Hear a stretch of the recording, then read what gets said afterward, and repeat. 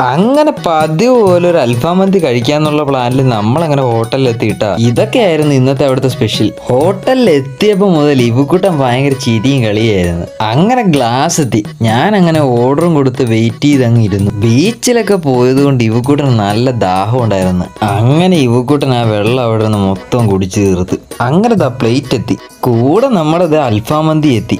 കൂട്ടത്തിലുള്ള ഏറ്റവും വലിയവനെ തന്നെ ഞാനിങ്ങ് പൊക്കി. കൂടെ റൈസും കോരി അങ്ങ് പ്ലേറ്റിലാക്കി. നല്ല ചൂട് റൈസായിരുന്നു. അങ്ങനെ റൈസ് ഫുള്ള് പാത്രത്തിലാക്കി. മറ്റേ പ്ലേറ്റ് കാലിയായിട്ടാ. അങ്ങനെ അതുമായൊരു പിടുത്തം അങ്ങ് തുടങ്ങി. റൈസിന്റെ കാര്യം എടുത്തു പറയേണ്ടതായിരുന്നു. നല്ല ഫ്ലേവർ ആയിരുന്നു കേട്ടാ. അങ്ങനെ അൽഫാമും കൂട്ടി നല്ലൊരു പിടുത്തം അങ്ങോട്ട് തുടങ്ങി. പതിവ് പോലെ മഞ്ചാടിയും കണ്ട് ഇവുക്കൂട്ടന് നമ്മുടെ കൂടെ അങ്ങ് കൂടി. അങ്ങനെ റൈസ് എല്ലാം കഴിച്ചു കഴിഞ്ഞതിന് ശേഷം ഞാൻ പതുക്കെ മയോണൈസും നമ്മുടെ അൽഫാമും കൂട്ടി ഒരു പിടുത്തം അങ്ങോട്ട് തുടങ്ങി. പതിവ് പോലെ മന്തി തീർന്ന ഞാൻ അറിഞ്ഞില്ല കേട്ടാ.